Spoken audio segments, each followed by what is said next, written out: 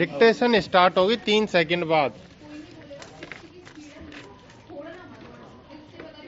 महोदय, बहुत पहले से ही महिलाओं को अपने अधीन रखकर पुरुष प्रधान भारतीय समाज ने उनके विकास के द्वार बंद कर रखे हैं।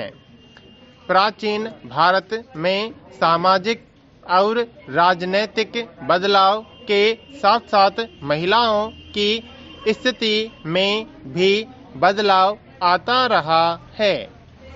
कभी तो यह माना गया कि जहाँ नारी की पूजा होती है वहाँ देवता रमते हैं, तो कभी उसे ताड़ना का पात्र बताया गया।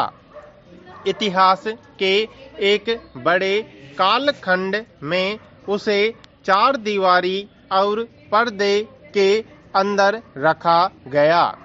इसके बावजूद जब भी नारी को पर्दे से बाहर आकर दुनिया को देखने व समझने का अवसर दिया गया, उसने अपनी क्षमता, योग्यता और प्रतिभा का भरपूर प्रदर्शन किया। भारत को स्वतंत्र हुए 5 दशक पूरे होने जा रहे हैं। स्वतंत्रता प्राप्त करने के बाद महिलाओं के विकास के लिए संविधान में अनेक प्रावधान किए गए हैं, परंतु मात्र नियम कानून बना देने से किसी व्यक्ति या वर्ग में परिवर्तन नहीं आते। इसके लिए व्यवहार और अमल की भी आवश्यकता है, किंतु भारतीय महिलाओं के लिए इसका प्रयोग नहीं किया गया। यूं तो प्रथम योजना काल से ही महिला विकास के छिटपुट प्रयास आरंभ हो गए थे, परंतु हकीकत में सर्वप्रथम छठी योजना के दस्तावेज में महिलाओं के सामाजिक व आर्थिक विकास का अध्याय जोड़ा गया। इसके बाद से महिला विकास की योजनाएं निरंतर क्रियाशील रही, फिर भी भारतीय महिलाओं की स्थिति में अपेक्षित परिवर्तन नहीं लाया जा सका है।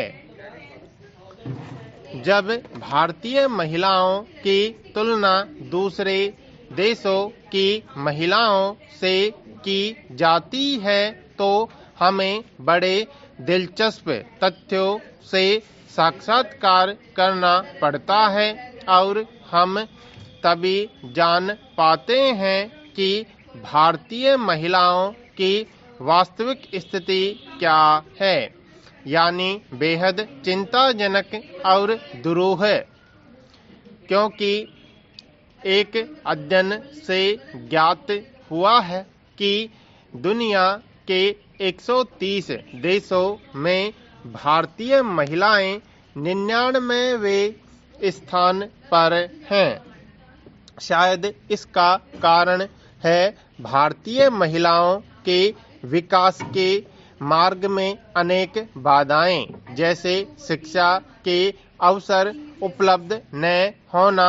इससे उसका स्वाभिमान, उसकी चिंतन शक्ति और उसकी जिजीविषा का विकास अवरुद्ध हो गया।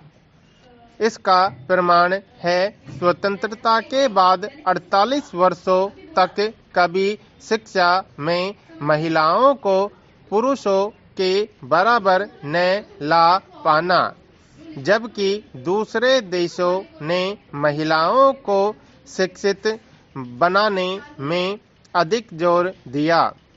हाल ही में नई दिल्ली स्थित भारतीय विश्वविद्यालय संगठन द्वारा प्रकाशित आंकड़े बताते हैं कि हमारे देश की 15 वर्ष से अधिक आयु वाली 34% महिलाएं ही शिक्षा प्राप्त कर सकी हैं, जबकि इसराइल, स्पेन, इटली व हंगरी की निवासी से 94%, श्रीलंका की 85%, चीन की 68%, ईरान की 52% तथा पाकिस्तान की 14% महिलाएं शिक्षित हैं।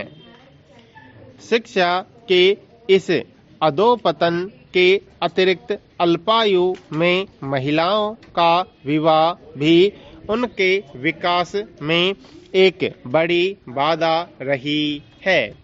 वैसे तो भारत में बाल विवाह बहुत पहले से ही प्रचलित रहा है, परंतु अब कानून द्वारा बाल विवाह पर रोक लगा दी गई है।